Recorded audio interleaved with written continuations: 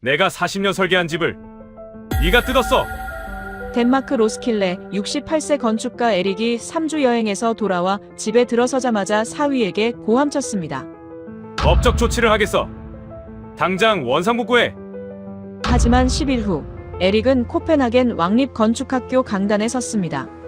25년 좌골신경통이 사라진 것도 난방비가 60% 준 것도 놀라웠지만 진짜 충격은 따로 있었습니다. 68세 건축가가 40년 경력을 부정한 이유는 무엇일까요? 한국 사위가 몰래 설치한 3000년 기술, 지금 공개합니다. 시작 전에 구독과 좋아요 버튼을 눌러주시면 영상 제작에 큰 힘이 됩니다. 지금 이 이야기를 어디에서 듣고 계신지도 댓글로 알려주세요. 그럼 바로 시작할게요. 안녕하세요. 저는 에릭 옌센입니다.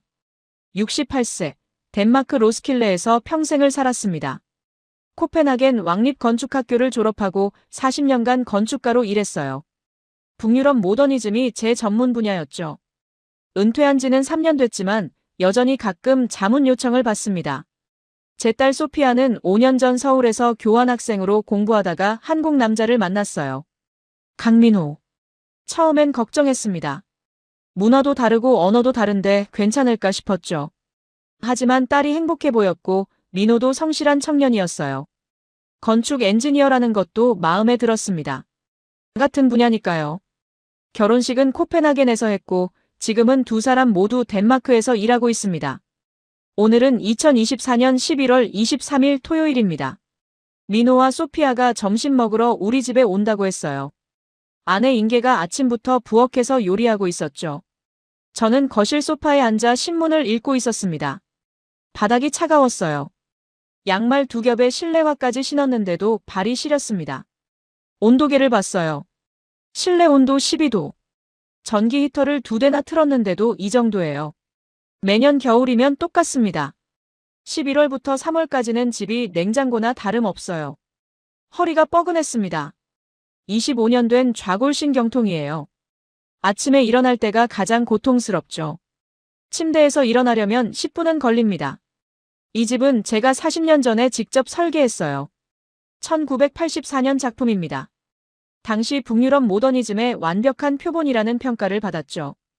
건축 잡지에도 실렸고 덴마크 건축상 후보에도 올랐었어요. 큰 창문으로 자연광을 최대한 끌어들이고 미니멀한 선으로 공간을 구성했습니다. 40년이 지난 지금도 이 디자인이 자랑스러워요. 하지만 솔직히 말하면 겨울은 지옥입니다. 난방비는 한 달에 3,600크로네가 나와요. 한화로 약 72만 원입니다. 한국 기준으로 보면 엄청난 금액이죠. 그런데도 집은 춥습니다. 전기 라디에이터 방식이라 열효율이 떨어져요. 열이 천장으로 올라가 버리고 바닥은 항상 차갑습니다. 오후 1시 초인종이 울렸습니다. 소피아와 민호였어요. 문을 열자 차가운 바람이 밀려 들어왔습니다. 영하 5도 날씨였거든요. 두 사람이 들어오면서 민호가 현관에서 신발을 벗었어요. 그리고 바닥에 발을 디딘 순간 표정이 굳었습니다. 장인어른, 집이 너무 춥지 않으세요? 저는 어깨를 으쓱했어요. 원래 그래. 겨울이니까. 민호가 거실 온도계를 봤어요. 12도예요? 이건 너무 낮은데요. 덴마크 겨울이 이렇지. 자네도 이제 적응해야 해. 민호는 뭔가 말하려다가 입을 다물었습니다. 소피아가 급하게 화제를 돌렸죠. 아빠, 엄마 어디 계세요? 부엌에 계셔. 들어가 봐. 점심 식사는 조용했어요. 인계가 만든 스메르레 브레드와 수프를 먹었습니다. 민호가 계속 집안을 둘러봤어요. 벽, 창문, 바닥을 유심히 관찰하더군요. 건축 엔지니어의 습관인가 봅니다. 식사 후 커피를 마시는데 민호가 조심스럽게 물었어요. 장인어른, 난방비는 한 달에 얼마나 나오세요? 3,600크로네 정도. 한화로 72만 원쯤 돼. 민호의 눈이 커졌습니다. 그런데 실내가 12도밖에 안 되는데요? 전기 라디에이터가 그래. 효율이 좀 떨어지지. 민호가 태블릿을 꺼냈어요. 화면에 뭔가 사진들이 보였습니다. 장인어른, 이거 아세요? 온돌이라고 하는 건데요. 온돌? 그게 뭔가? 한국 전통 난방 방식입니다. 바닥 아래에 온수 파이프를 깔아서 바닥을 데우는 거예요. 3000년 역사가 있고 열효율이 85% 이상입니다. 저는 화면을 봤어요. 바닥을 뜯고 파이프를 까는 사진들이었습니다. 바닥 난방. 네. 바닥이 따뜻하면 열이 위로 올라가면서 공간 전체를 고르게 데워요. 전기 라디에이터처럼 열이 천장으로 도망가지 않습니다. 흥미로운 이야기긴 했어요. 하지만 뭔가 찜찜했습니다. 그래서 뭐 어쩌자는 건가? 민호가 진지한 표우로 말했어요. 장인어른, 온도를 설치해드리고 싶습니다. 저는 커피잔을 내려놓았습니다. 내 집에? 네. 장인어른 건강도 걱정되고 난방비도 많이 줄일 수 있어요. 저는 고개를 저었어요. 안 돼. 왜요? 이 집은 내가 40년 전에 설계한 거야. 북유럽 모더니즘의 완벽한 표본이라고. 바닥을 뜯는다는 건 내 작품을 망가뜨리는 거야. 민호가 말했어요. 하지만 장인어른이 매일 고통받고 계시잖아요. 좌골신경통도 심하시고. 그건 내 문제야. 자네가 걱정할 일이 아니라고. 소피아가 끼어들었어요. 아빠, 민호 말이 맞아요. 아빠가 매일 아파하시는 거 보기 힘들어요. 저는 딸을 쏘아봤습니다. 소피아, 넌 내 편이야, 민호 편이야? 아빠 편이죠. 그래서 건강하셨으면 좋겠어요.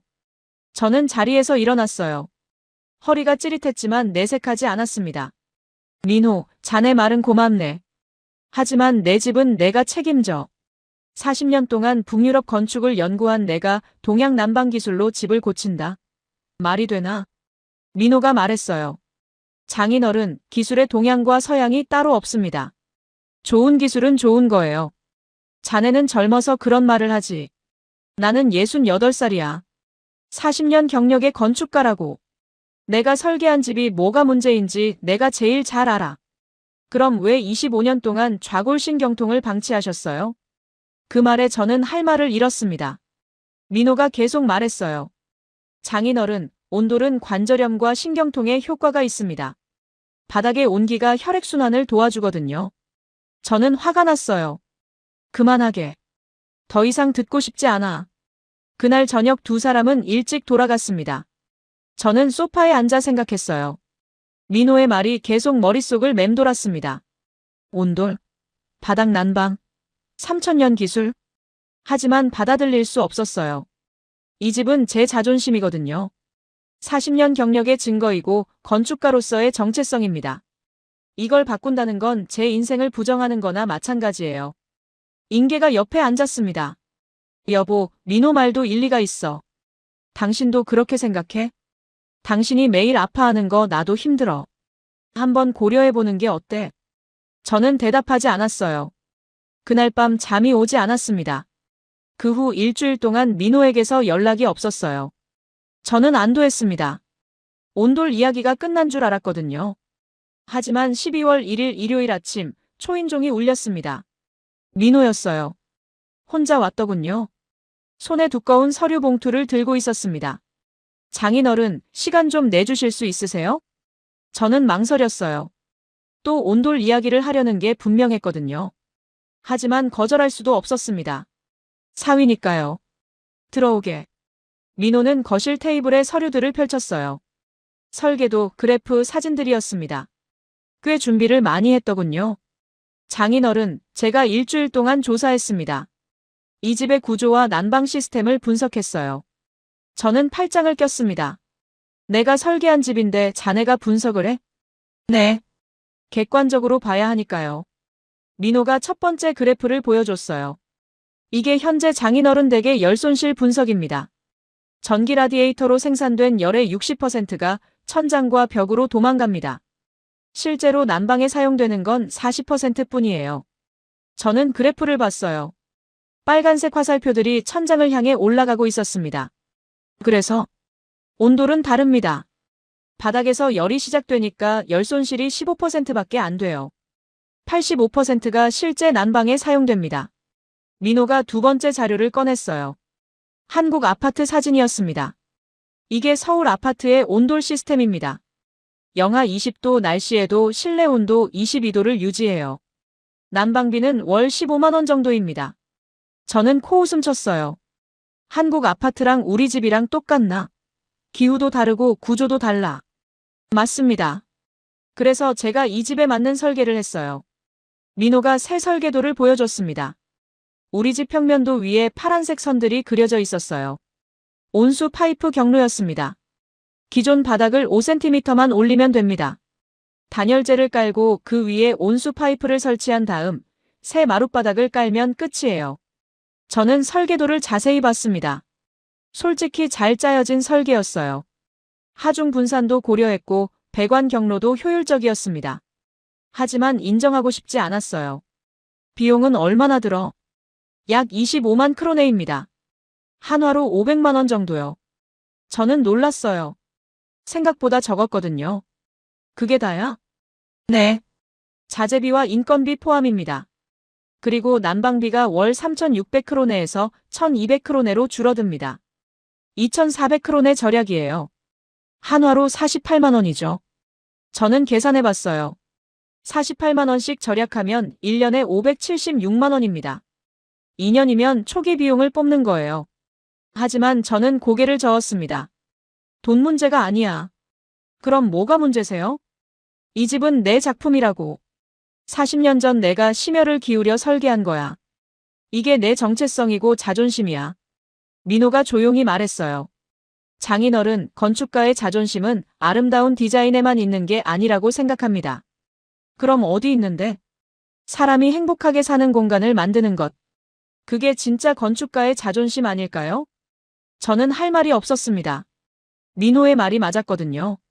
하지만 받아들이고 싶지 않았어요. 자네는 젊어서 그런 소리를 하지. 나는 코펜하겐 왕립 건축학교를 나왔어. 40년 동안 수십 개 건물을 설계했고 덴마크 건축상도 2번 받았어. 자네가 뭘 안다고 나한테 가르치려 해? 민호가 잠시 침묵했어요.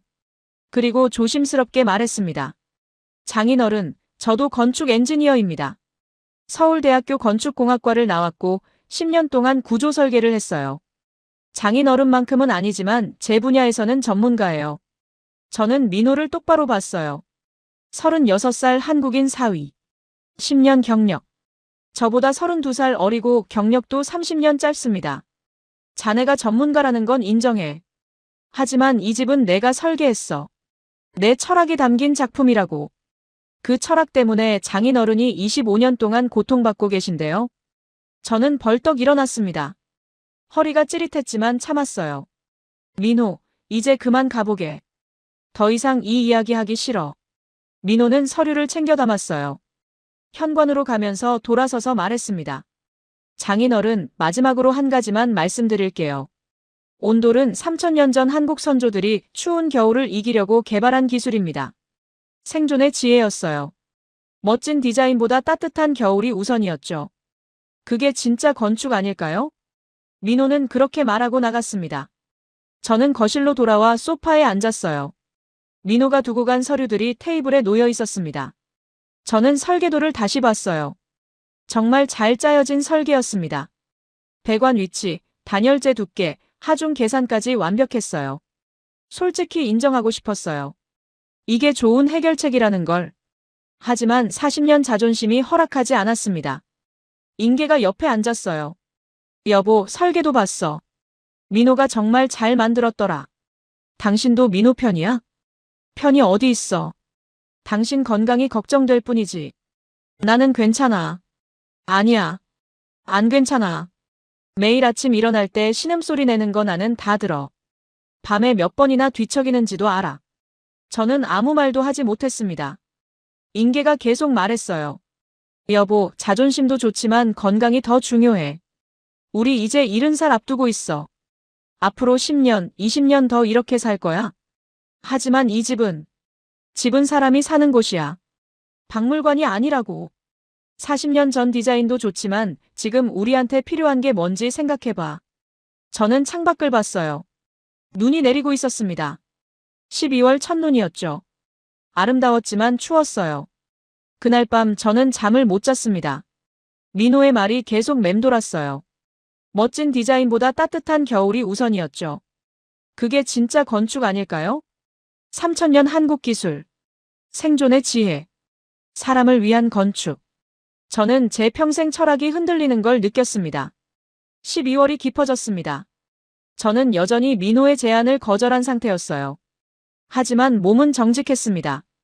좌골신경통이 더 심해졌거든요.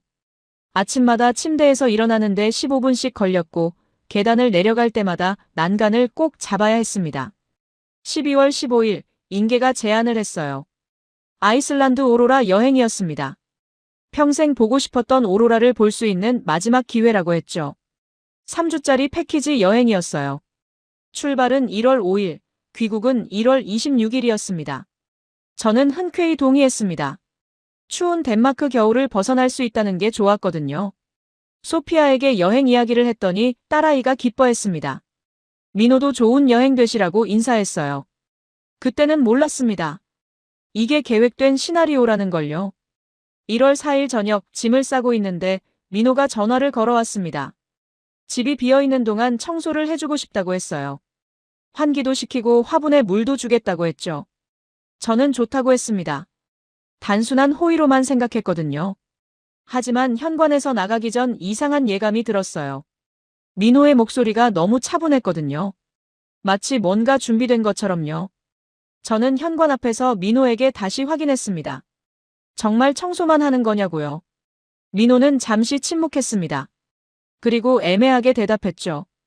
걱정 마시라고 집 잘 지키겠다고요. 명확한 답변이 아니었습니다. 저는 뭔가 찜찜했지만 공항으로 가야 했어요. 택시가 기다리고 있었거든요. 비행기 안에서도 불안했습니다.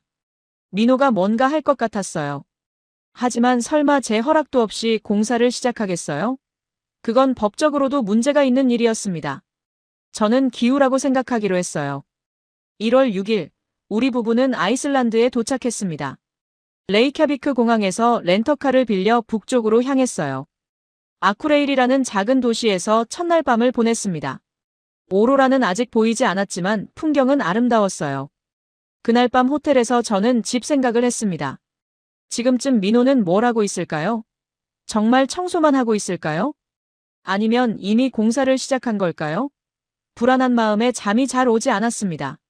나중에 소피아에게서 전해들은 이야기입니다. 제가 아이슬란드로 떠난 그날 저녁, 민호는 집 앞에 도착했다고 해요. 혼자가 아니었답니다. 한국인 친구 4명과 덴마크 시공업체 팀장이 함께였대요. 민호는 열쇠로 문을 열었대요. 거실로 들어가서 바닥을 내려다봤다고 합니다. 40년 된 오크 마룻바닥. 이걸 3주 안에 완전히 바꿔야 했다고 하더군요. 막중한 책임감이 느껴졌다고 해요. 한국인 친구 중 한 명이 물었답니다. 정말 괜찮겠냐고 장인어른이 돌아오시면 큰일 나는 거 아니냐고요. 민호는 대답했대요. 큰일 나더라도 해야 한다고, 저의 건강이 더 중요하다고요. 시공팀장이 설계도를 펼쳤답니다. 민호가 준비한 상세 도면이었대요. 바닥 해체 순서, 단열재 설치 방법, 온수 파이프 경로, 마룻바닥 마감까지 모든 게 표시되어 있었다고 합니다. 팀장이 고개를 끄덕였대요. 잘 만들어진 설계라고 했답니다. 1월 6일 아침 7시 본격적인 작업이 시작됐다고 해요. 전동톱으로 마룻바닥을 절단하는 소리가 집안을 가득 채웠답니다. 40년 된 오크 바닥이 하나씩 떨어져 나갔대요. 민호는 조심스럽게 바닥재를 걷어냈다고 합니다. 혹시 나중에 다시 쓸 수 있을까 싶어서였대요. 바닥재를 걷어내자 콘크리트 바닥이 드러났답니다. 민호는 표면을 자세히 살폈대요. 균열은 없는지, 습기 문제는 없는지 확인했다고 합니다.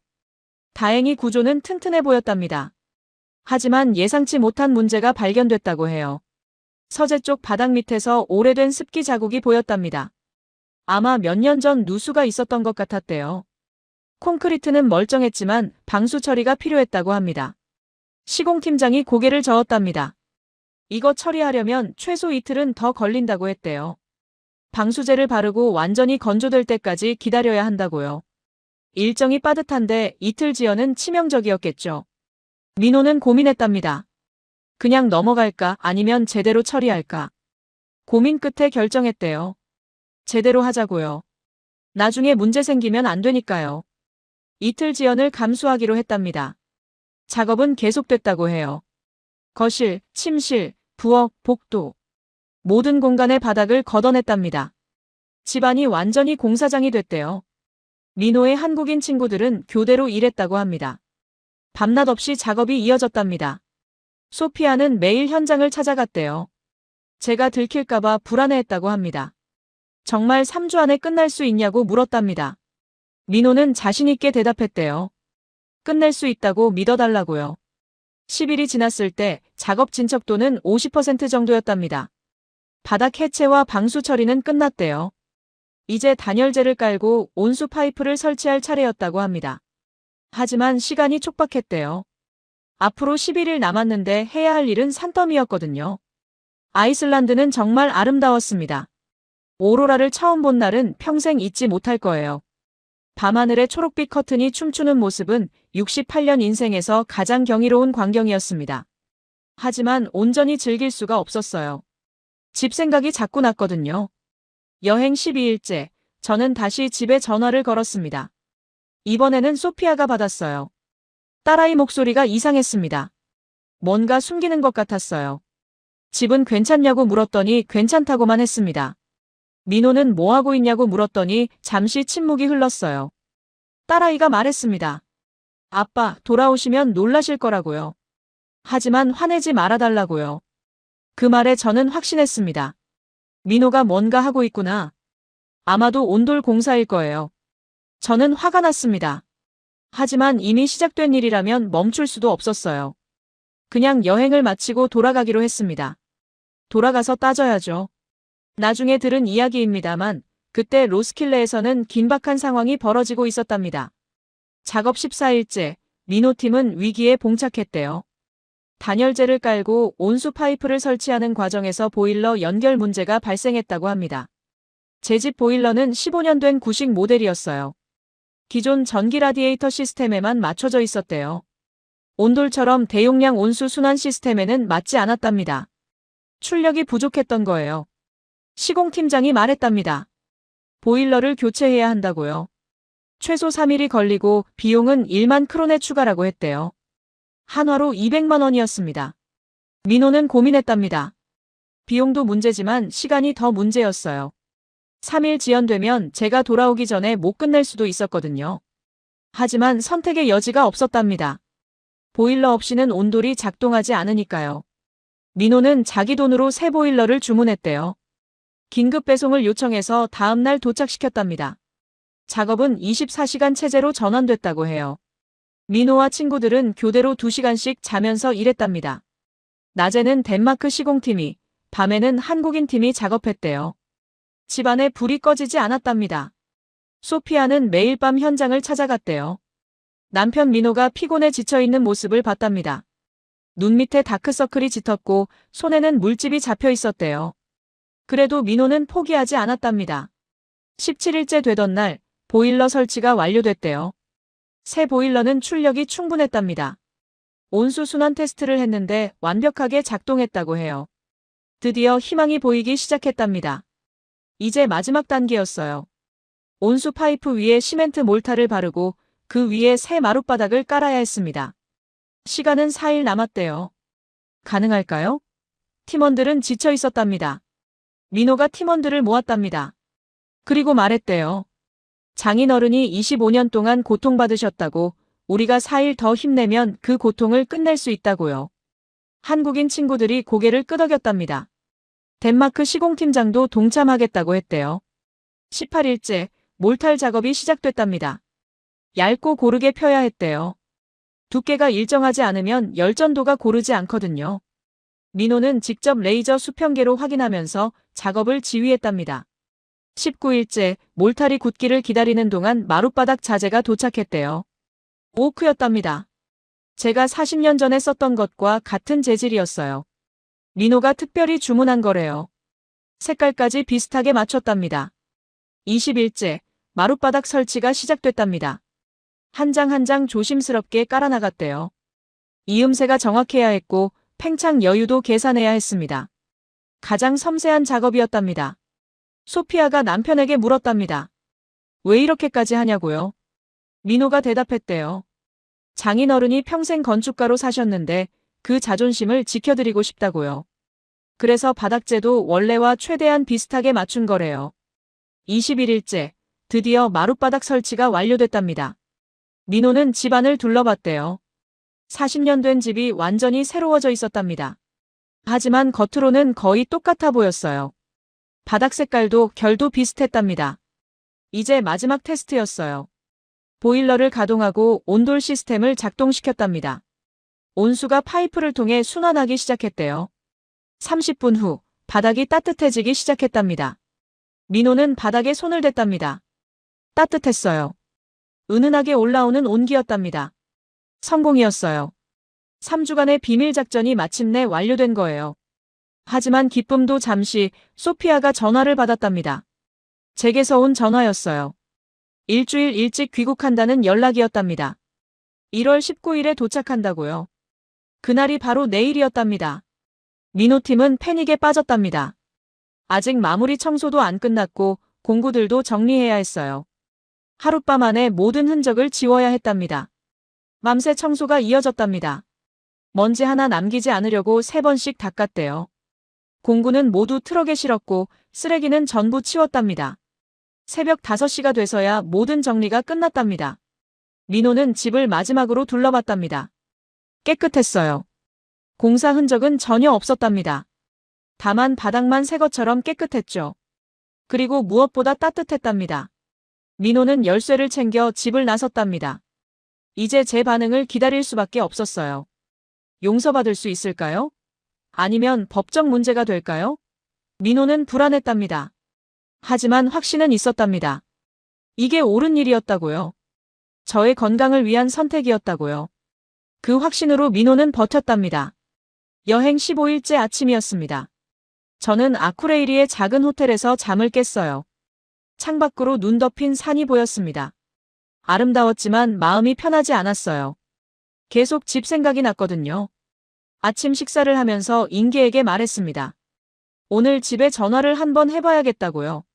뭔가 이상한 느낌이 든다고요. 인계는 너무 예민한 거 아니냐고 했지만 저는 확신이 있었어요. 오전 10시, 저는 집으로 전화를 걸었습니다. 신호음이 5번 울렸어요. 6번째에 민호가 받았습니다. 목소리가 약간 떨리는 것 같았어요. 저는 물었습니다. 집은 잘 있냐고, 아무 문제 없냐고요. 민호는 괜찮다고 했어요. 그런데 배경에서 이상한 소리가 들렸습니다. 드드드 하는 기계음이었어요. 분명 전동 공구 소리였습니다. 저는 재빨리 물었습니다. 지금 무슨 소리가 들리는데 뭐 하고 있냐고요. 민호가 당황하는 게 느껴졌어요. 잠시 침묵이 흘렀고 그 사이 소리가 뚝 끊겼습니다. 민호가 뭔가를 음소거한 게 분명했어요. 민호가 대답했습니다. 아, 그거요? 텔레비전이라고요. 다큐멘터리 프로그램을 보고 있었다고 했어요. 하지만 저는 믿지 않았습니다. 40년 건축 현장을 다녀본 사람이에요. 전동 톱 소리와 텔레비전 소리는 구분할 수 있었거든요. 저는 추궁했습니다. 민호, 정말 아무것도 안 하고 있는 거 맞냐고요. 솔직하게 말하라고요. 민호는 또 침묵했어요. 그리고 조심스럽게 말했습니다. 장인어른, 제가 설명드릴게요. 지금은 말씀드리기 어렵지만 돌아오시면 이해하실 거라고요. 그 말에 저는 확신했습니다. 민호가 온돌 공사를 하고 있구나. 제 허락도 없이 집 바닥을 뜯고 있구나. 분노가 치밀어 올랐어요. 저는 소리쳤습니다. 당장 공사를 멈추라고요. 지금 즉시 중단하고 원상복구하라고요. 민호가 말했습니다. 장인어른, 이미 절반 이상 진행됐다고요. 지금 멈추면 집을 못 쓰게 된다고요. 저는 할 말을 잃었습니다. 절반 이상 진행됐다고요? 그럼 정말 돌이킬 수 없는 상황이 된 거잖아요. 저는 전화를 끊어버렸습니다. 너무 화가 나서 한마디도 더 하기 싫었어요. 인계가 물었습니다. 무슨 일이냐고요? 저는 대답했어요. 민호가 온돌 공사를 하고 있다고, 이미 절반 넘게 진행했다고요. 인계는 한숨을 쉬었습니다. 그럴 줄 알았다고 했어요. 저는 결정했습니다. 여행을 중단하고 바로 귀국하겠다고요. 당장 집으로 가서 공사를 멈춰야 한다고요. 하지만 인계가 말렸어요. 이미 절반 넘게 진행됐으면 멈출 수도 없다고, 어차피 끝날 때까지 기다려야 한다고요. 저는 받아들일 수가 없었습니다. 제 집이 지금 망가지고 있는데 어떻게 여기 가만히 있을 수 있어요? 하지만 인계 말이 맞았어요. 지금 돌아가봤자 할 수 있는 게 없었습니다. 고민 끝에 저는 타협안을 냈습니다. 일주일만 일찍 귀국하겠다고요. 원래 1월 26일 귀국인데 1월 19일로 당기겠다고요.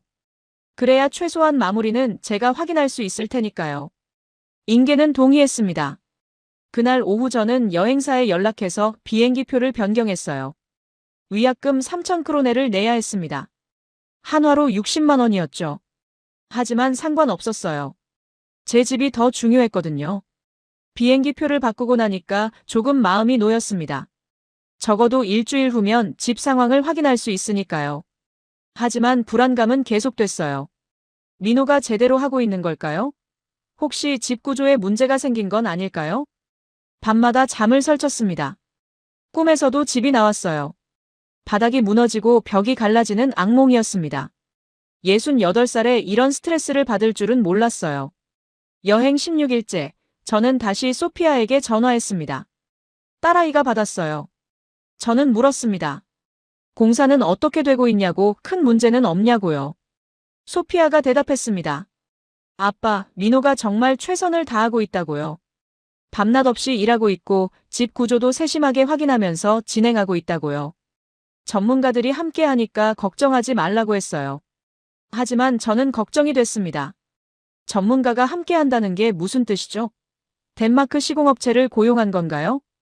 그럼 비용은 얼마나 들어가는 거죠? 민호 혼자 감당할 수 있는 금액인가요? 저는 물었습니다. 비용은 얼마나 들어가고 있냐고요. 소피아가 망설이다 대답했어요. 아빠, 그건 나중에 얘기하자고요. 지금은 공사를 무사히 마치는 게 중요하다고요. 그 말에 저는 더 불안해졌습니다. 비용을 말하지 못한다는 건 엄청난 금액이 들어간다는 뜻이었거든요. 아마 민호가 자기 돈을 쓰고 있을 거예요. 빚을 내고 있을지도 몰라요. 죄책감이 밀려왔습니다. 제가 너무 완고하게 거절했기 때문에 민호가 이런 극단적인 방법을 선택한 거잖아요. 만약 처음부터 대화로 풀었다면 이렇게까지 안 됐을 텐데요. 하지만 동시에 분노도 있었습니다. 그래도 이건 잘못된 방법이에요. 집주인의 허락 없이 공사를 진행하는 건 명백한 불법이거든요. 아무리 선이라도 방법이 잘못됐어요. 여행 마지막 며칠은 정말 길게 느껴졌습니다. 오로라도 빙하도 아름다웠지만 제대로 즐길 수가 없었어요. 머릿속엔 온통 집 생각뿐이었습니다. 1월 18일, 아이슬란드를 떠나는 날이었어요. 공항으로 가는 차 안에서 저는 마지막으로 집에 전화를 걸었습니다. 이번엔 민호가 받지 않았어요. 소피아도 받지 않았습니다. 두 사람 다 피하고 있는 게 분명했어요. 저는 음성 메시지를 남겼습니다. 내일 오후 3시에 도착한다고, 집에 있으라고, 제대로 설명을 들어야겠다고요. 목소리가 떨렸어요. 분노인지 불안인지 슬픔인지 알 수 없었습니다. 비행기에 올랐습니다. 좌석에 앉아 안전벨트를 매면서 생각했어요. 내일이면 모든 게 드러나겠죠. 제 집이 어떻게 변했는지, 민호가 무슨 짓을 한 건지, 그리고 저는 어떤 선택을 해야 할지. 여행 18일째 밤, 저는 아이슬란드 호텔에서 잠들었습니다. 내일이면 덴마크로 돌아가는 비행기를 타겠죠. 그리고 모든 게 드러날 겁니다. 저는 불안한 마음으로 잠이 들었어요. 그 시각 로스킬레에서는 긴박한 상황이 벌어지고 있었습니다. 나중에 소피아와 민호에게서 들은 이야기입니다. 제가 일주일 일찍 귀국한다는 소식을 들은 민호팀은 완전히 패닉 상태였대요. 원래 계획은 1월 26일까지였답니다. 7일의 여유가 있었죠. 하지만 제가 1월 19일에 도착한다고 하니 시간이 72시간밖에 남지 않았대요. 해야 할 일은 산더미인데 말이죠. 민호가 긴급회의를 소집했답니다. 한국인 친구 4명과 덴마크 시공팀장이 모였대요. 민호가 말했답니다. 72시간 안에 끝내야 한다고, 24시간 교대 작업으로 전환한다고요. 시공팀장이 고개를 저었답니다. 불가능하다고 했대요. 아직 온수 파이프 설치도 안 끝났고 몰탈 작업도 남았고 마룻바닥도 깔아야 한다고요. 72시간은 너무 촉박하다고 했답니다. 하지만 민호는 포기하지 않았답니다. 할 수 있다고, 밤낮 없이 일하면 가능하다고 했대요. 한국인 친구들이 동의했답니다. 장인어른을 위해서라면 할 수 있다고요. 그날 밤부터 24시간 교대 작업이 시작됐답니다. 낮 12시간은 덴마크 시공팀이, 밤 12시간은 한국인 팀이 맡았대요. 집에서 불이 꺼지지 않았답니다. 새벽 3시에도 전동 공구 소리가 났다고 해요. 4일차가 됐습니다. 1월 16일 저녁이었대요. 드디어 온수 파이프 설치가 완료됐답니다.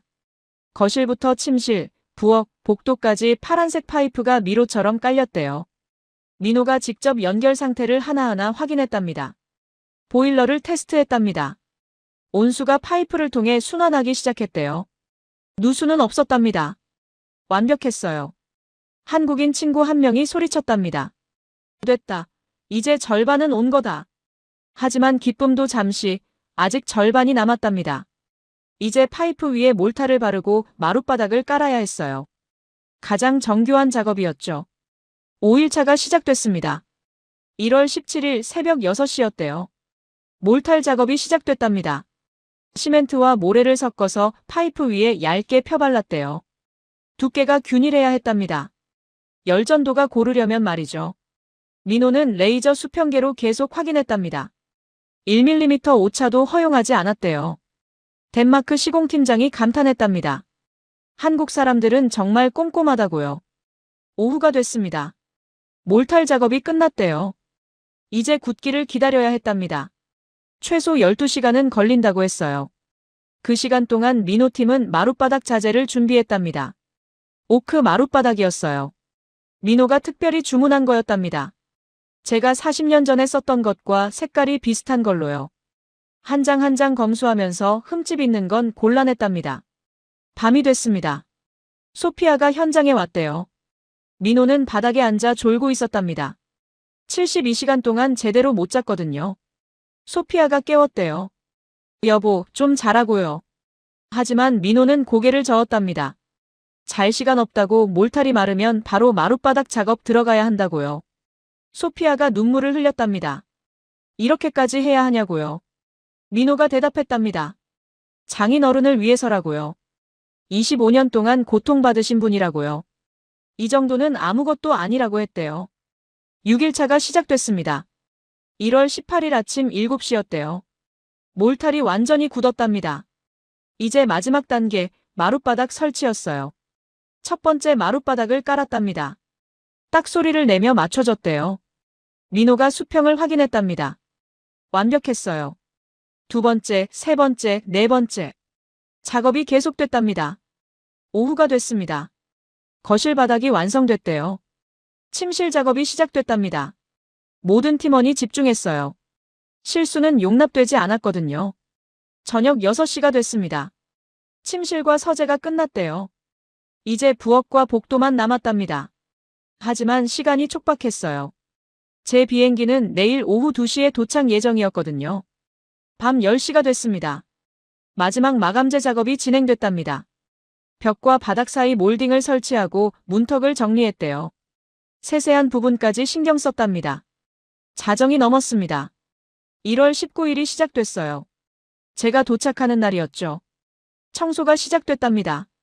먼지 하나 남기지 않으려고 3번씩 닦았대요. 새벽 3시가 됐습니다. 청소가 끝났대요. 이제 마지막 테스트만 남았답니다. 온돌 시운전이었어요. 민호가 보일러를 켰답니다. 온수가 파이프를 통해 순환하기 시작했대요. 5분, 10분, 15분이 지났습니다. 그리고 바닥이 따뜻해지기 시작했답니다. 민호가 바닥에 손을 댔답니다. 따뜻했어요. 은은하게 올라오는 온기였답니다. 성공이었어요. 온돌이 작동했습니다. 한국인 친구들이 환호했답니다. 됐다, 해냈다. 덴마크 시공팀장도 박수를 쳤대요. 불가능할 줄 알았는데 정말 해냈다고요. 하지만 민호는 웃지 않았답니다. 불안한 표정이었대요. 소피아가 물었습니다. 왜 안 기뻐하냐고요? 민호가 대답했답니다. 장인어른이 용서해 주실까요? 허락 없이 한 일인데요. 화내시면 어떡하죠? 소피아가 남편의 손을 잡았답니다. 그리고 말했대요. 아빠는 화내실 거야. 하지만 이해하실 거야. 시간이 필요하시겠지만요. 새벽 5시가 됐습니다. 모든 정리가 끝났대요. 공구는 트럭에 실었고 쓰레기는 전부 치웠답니다. 집은 깨끗했어요. 그리고 따뜻했습니다. 민호는 집을 마지막으로 둘러봤답니다. 72시간의 전쟁이 끝났어요. 이제 심판의 시간만 남았습니다. 새벽 6시, 민호는 집을 나섰답니다. 몇 시간 후면 제가 도착할 거예요. 그리고 모든 게 드러나겠죠. 1월 19일 오후 2시, 코펜하겐 공항에 도착했습니다. 비행기에서 내리면서 가슴이 두근거렸어요. 긴장인지 불안인지 분노인지 알 수 없었습니다. 수화물을 찾고 공항을 빠져나왔어요. 택시를 탔습니다. 운전사에게 로스킬레 주소를 알려줬어요. 약 40분 거리였습니다. 차창 밖으로 덴마크 겨울 풍경이 지나갔어요. 눈 덮인 들판, 벌거벗은 나무들, 회색 하늘. 평소 같으면 아름답다고 생각했을 풍경인데 지금은 아무 감흥이 없었습니다. 택시 안에서 저는 계속 생각했어요. 집이 어떻게 됐을까요? 정말 바닥을 전부 바꿨을까요? 구조는 안전할까요? 민호를 만나면 뭐라고 말해야 할까요? 법적 조치를 취해야 할까요? 오후 3시 10분, 집 앞에 도착했습니다. 겉으로 보기엔 아무 변화도 없었어요. 현관문도 그대로, 창문도 그대로, 지붕도 그대로였습니다. 하지만 뭔가 느낌이 달랐어요. 설명할 수 없는 이상한 느낌이었습니다. 택시비를 내고 내렸습니다. 캐리어를 끌고 현관 앞까지 걸어갔어요. 열쇠를 꺼냈습니다. 손이 떨렸어요. 문을 여는 게 두려웠습니다. 심호흡을 한 번 하고 열쇠를 돌렸습니다. 찰칵 소리와 함께 문이 열렸어요. 문을 밀고 들어섰습니다. 그 순간 저는 멈췄어요. 공기가 달랐습니다. 따뜻했어요. 우리 집 현관은 1월이면 항상 냉동실 같았거든요. 외투를 벗지 않고 들어가야 할 정도로 추웠습니다. 그런데 지금은 온기가 느껴졌어요. 신발을 벗었습니다. 발을 바닥에 디뎠어요. 그리고 저는 얼어붙었습니다. 바닥이 따뜻했거든요. 양말을 신은 발바닥으로 온기가 전해졌어요. 40년 동안 한 번도 느껴보지 못한 감각이었습니다. 거실로 걸어갔습니다. 몇 걸음 걷는데 바닥이 계속 따뜻했어요. 거실 입구에 섰습니다. 그리고 저는 그 자리에 굳었어요. 바닥이 완전히 달라져 있었습니다. 40년 된 오크 마룻바닥이 사라지고 새 바닥이 깔려 있었어요. 색깔은 비슷했지만 광택이 달랐습니다. 새것의 광택이었죠. 이음새도 달랐고 나뭇결도 달랐습니다. 저는 무릎을 꿇었습니다. 바닥을 손으로 만졌어요. 매끄러웠습니다. 그리고 따뜻했어요. 은은하게 올라오는 온기였습니다. 이게 온돌이구나. 한국의 3000년 기술이구나. 벽에 걸린 온도계를 봤습니다. 22도였어요. 저는 믿을 수가 없어서 2번 확인했습니다. 정말 22도였어요. 1월 로스킬레에서 난방비 폭탄 맞지 않고는 절대 만들 수 없는 온도였습니다. 저는 일어나 집안을 둘러봤습니다. 침실로 갔어요. 침실 바닥도 완전히 바뀌어 있었습니다. 역시 따뜻했어요. 서재에 갔습니다. 서재도 마찬가지였습니다. 부엌, 화장실, 복도. 모든 공간이 바뀌어 있었어요. 저는 거실로 돌아와 소파에 주저앉았습니다. 아니, 앉으려다 멈췄어요. 소파도 따뜻했거든요. 바닥의 온기가 소파 천까지 스며든 거예요. 저는 그대로 소파에 털썩 앉았습니다. 분노가 치밀어 올라야 했습니다. 화가 나야 했어요. 소리를 질러야 했습니다. 하지만 이상하게도 분노가 오지 않았어요. 오히려 눈물이 났습니다. 왜 눈물이 나는지 저도 모르겠어요. 68년을 살면서 제 집이 이렇게 따뜻한 적이 없었습니다. 어렸을 때도 청년 시절에도 결혼하고 나서도 항상 겨울은 추위와의 전쟁이었어요. 색염 양말, 전기장판, 두꺼운 스웨터. 그게 당연하다고 생각했습니다. 하지만 지금 이 온기는 달랐습니다. 견딜 필요가 없는 따뜻함이었어요. 참을 필요가 없는 온기였습니다. 그냥 존재하는 따스함이었어요. 저는 주머니에서 휴대폰을 꺼냈습니다. 민호에게 전화를 걸었어요. 신호음이 울렸습니다. 1번, 2번, 3번. 민호가 받지 않았어요. 다시 걸었습니다. 또 받지 않았어요. 저는 소피아에게 전화했습니다. 딸아이가 받았어요. 아빠, 도착하셨어요? 저는 대답했습니다. 집에 와 있다고 당장 민호 데리고 오라고요. 1시간 후 초인종이 울렸습니다. 저는 문을 열었어요. 소피아와 민호가 서 있었습니다.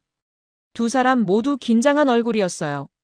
민호는 고개를 숙인 채 제 눈을 마주치지 못했습니다. 저는 아무 말 없이 그들을 집 안으로 들였어요. 거실로 갔습니다. 세 사람이 서 있었어요. 침묵이 흘렀습니다. 저는 입을 열었습니다. 내가 40년 동안 설계한 집을 내가 뜯었어. 목소리가 떨렸어요. 분노인지 슬픔인지 알 수 없었습니다.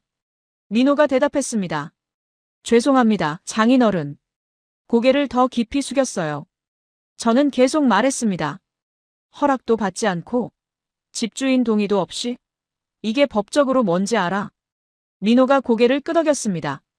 압니다. 잘못했습니다. 저는 소리쳤습니다. 잘못한 걸 알면서 왜 했어? 왜 내 허락도 없이 집을 망가뜨렸어? 민호가 고개를 들었습니다. 처음으로 제 눈을 마주쳤어요. 장인어른이 아프셨으니까요. 25년 동안 고통받으시는 걸 더 이상 볼 수 없었습니다. 저는 할 말을 잃었습니다. 민호가 계속 말했어요. 장인어른이 허락하실 리 없다는 걸 알았습니다. 그래서 이렇게라도 해야 했습니다. 법적 조치를 하시든 뭘 하시든 감수하겠습니다. 소피아가 끼어들었습니다. 아빠, 민호가 3주 동안 하루도 안 쉬고 일했어요. 친구들도 휴가 내서 도와줬고요. 아빠를 위해서였어요. 저는 딸을 봤습니다. 소피아 눈에 눈물이 고여 있었어요. 저는 다시 민호를 봤습니다. 민호 눈 밑에 다크서클이 짙었어요. 손에는 물집 자국이 보였습니다. 저는 물었습니다. 비용은 얼마나 들었나? 민호가 대답했습니다. 3만 크로네입니다. 한화로 약 600만 원이요. 600만 원. 저는 한숨을 쉬었어요. 빚은 안 냈나?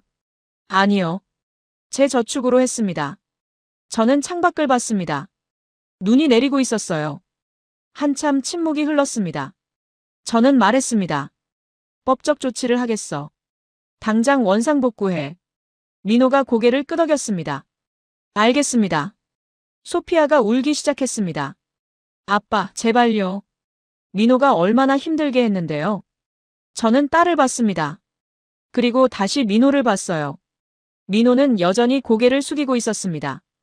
저는 말했습니다. 일주일만 써보겠어. 그래서 정말 좋으면 그때 생각해보지. 지금은 아무 약속도 못해. 민호가 고개를 들었습니다. 감사합니다, 장인어른. 저는 손을 저었습니다. 감사할 것 없어. 일주일 후에 내 마음이 바뀌지 않으면 원상복구야. 그날 저녁 두 사람은 돌아갔습니다. 저는 혼자 거실에 남았어요. 맨발로 바닥을 걸었습니다. 따뜻했어요.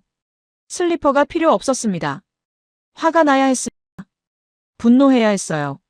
하지만 이상하게도 마음이 편했습니다. 68년 만에 처음 느끼는 편안함이었어요. 그날 밤 저는 침대에 누웠습니다. 전기장판을 켜지 않았어요. 필요가 없었거든요. 바닥이 따뜻해서 침대까지 온기가 전해졌습니다. 이불을 덮고 누웠는데 몸이 편했어요.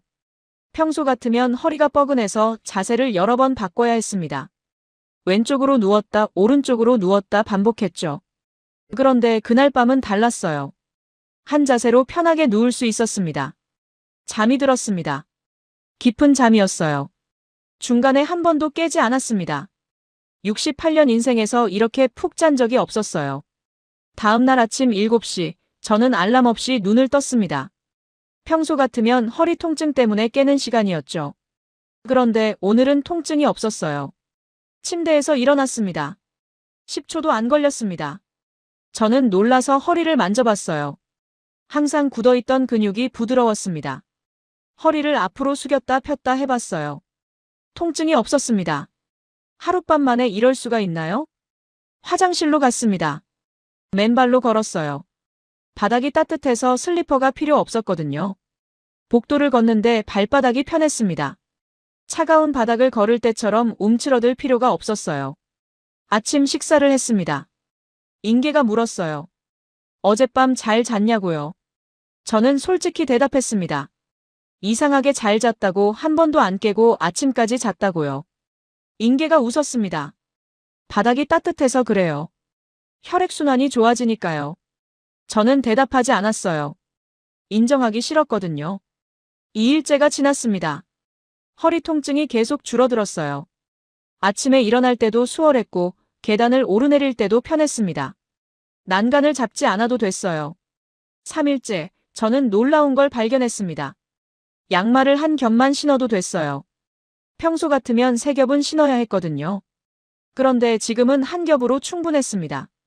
4일째, 전기요금 고지서가 왔습니다. 저는 고지서를 뜯었어요.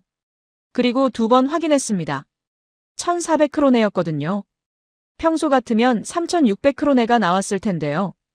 2,200크로네가 줄어든 겁니다. 한화로 44만 원 절약이었어요. 저는 전기회사에 전화했습니다. 고지서가 잘못 나온 게 아니냐고 물었죠. 담당자가 확인해봤는데 맞다고 했어요. 사용량이 대폭 줄었다고 난방 방식을 바꿨냐고 물었습니다. 저는 전화를 끊고 한참 고지서를 봤습니다. 리노의 계산이 정확했어요. 월 48만 원 절약이라고 했는데 실제로도 그랬습니다. 1년이면 576만 원, 리노가 쓴 600만 원을 1년 만에 뽑는 거예요.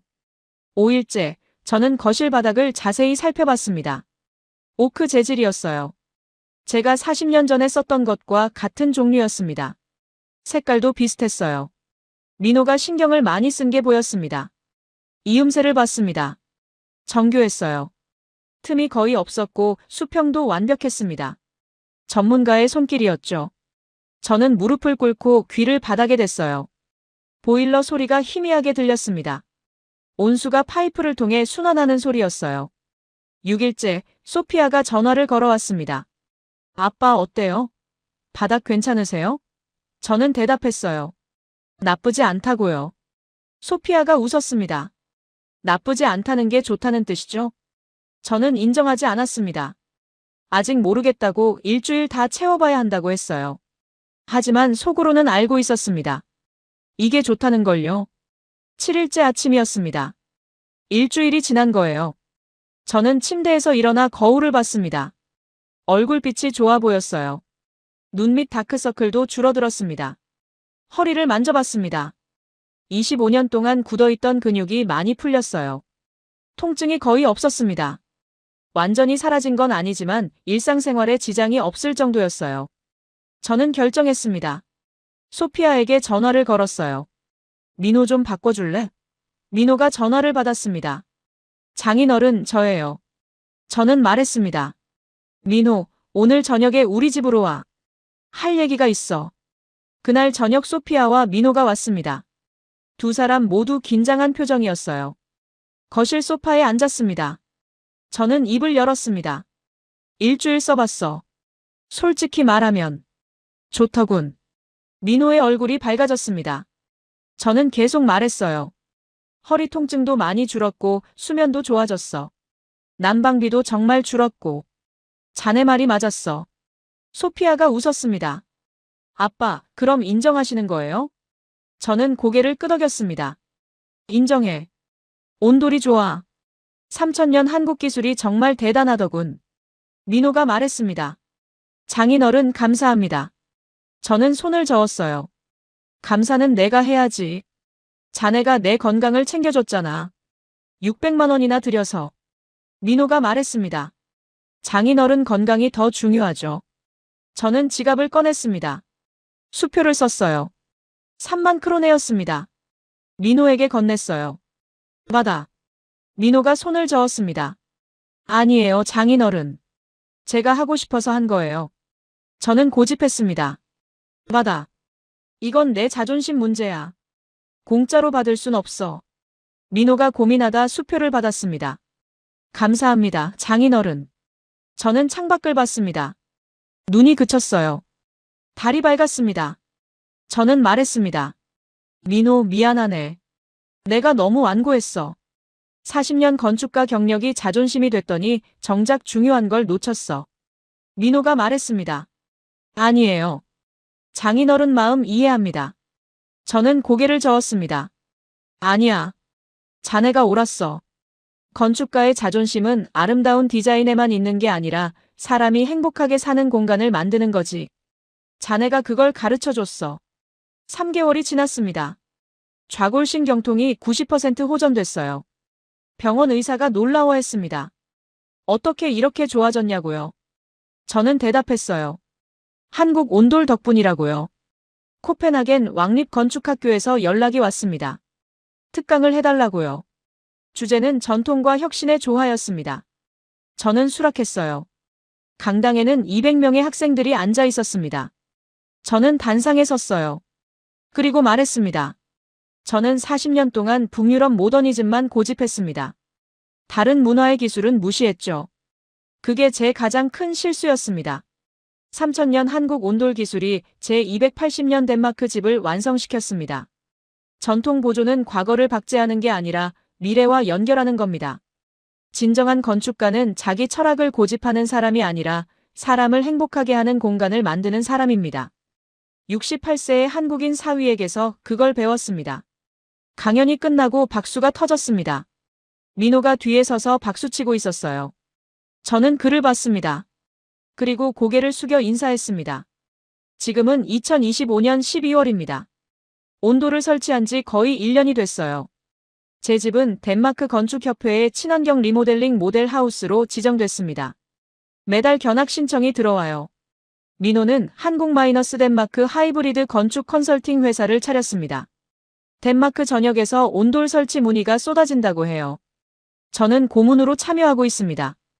어젯밤에도 저는 따뜻한 바닥 위에서 잠들었습니다. 68년 만에 찾은 진짜 겨울이었어요. 추위를 견디는 겨울이 아니라 따뜻함을 누리는 겨울이었습니다. 감사합니다, 민호. 그리고 감사합니다, 3000년 한국 기술. 여기까지 68세 덴마크 건축가 에릭과 한국 사위 민호의 이야기였습니다. 40년 경력의 자존심과 3000년 한국 기술의 만남 그리고 따뜻함이 가져온 변화였죠. 때로는 고집보다 변화가, 자존심보다 건강이 더 중요할 수 있습니다. 구독과 좋아요로 응원해주시면 더 감동적인 이야기로 찾아뵙겠습니다. 오늘도 여러분 모두 따뜻하고 건강한 하루 보내시길 바랍니다. 긴 영상 끝까지 시청해주셔서 감사합니다.